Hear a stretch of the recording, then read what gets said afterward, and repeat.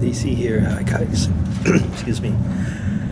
Well, just coming back from a very, very fascinating lecture by Daniel Kahneman, who was a Nobel Prize winner. I don't remember which year now. He's a psychologist, but a Nobel Prize winner in economics. The book, if you can see it, called Thinking Fast and Slow, New York Times, well, I don't know, one of the top 10. Fantastic story. And his talk, let's see if we can get this in. Can you read that? I don't know if you can.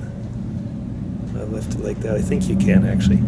It was The Human Mind, Marvels and Flaws.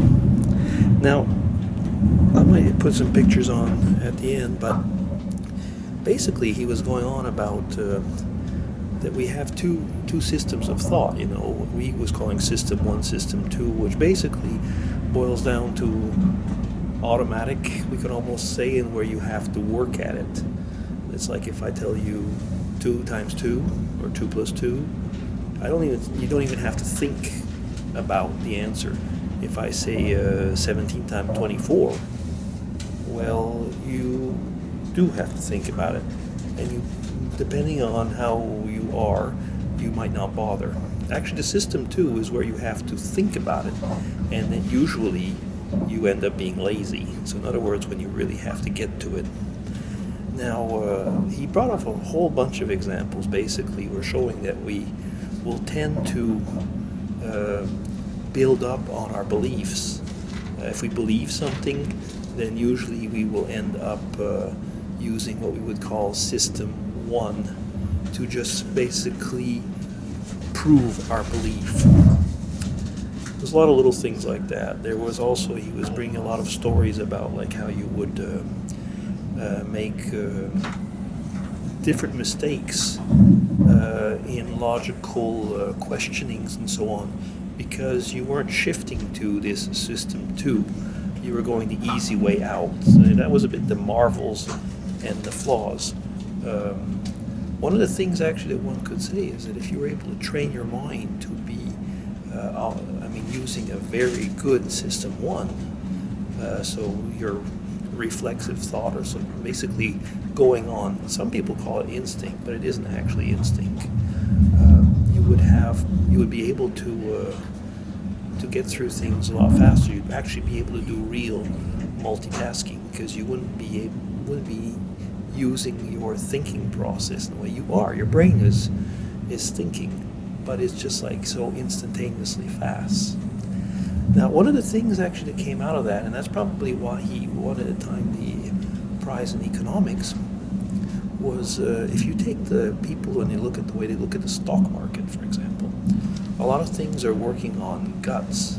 And the thing is then they're using, you could say, their system 1. They're using their emotions, and they're not thinking things out. And one would say basically at the end of that, how many times have I said basically? It's probably the new buzzword, isn't it? But it comes out to the fact that there is no system for the stock market. Anyway, it was a really, really stimulating talk. There was lots of good examples. I'll give you one little story, for example, that he said, thinking patterns. You have a ball and a bat. It's like a baseball batter, okay? A ball and a bat. They cost together $1.10. Knowing that the bat costs $1 more than the ball, what is the price of the ball? Think about it. 50% of Harvard students that were asked this question answered 10 cents. But actually it's 5 cents, because if you take $1.05 minus 5, you get $1. And that's how you get to 110. But the thing is, he wanted just to bring out, that was just one very little simple example of going, we could say, the lazy way out. And most of us are like that. A lot of things to think about, like how How do you process your thoughts? And how do you go on gut feelings, one could say? And how do you act on gut feelings? Because usually when you act on gut feelings, basically, that's when you make mistakes. Comes back to an old book many, many years ago from James Dobson. Emotions, can you trust them? Probably as simple as that. Okay, guys, easy signing off. Take care, and have a good, what are we today? Thursday.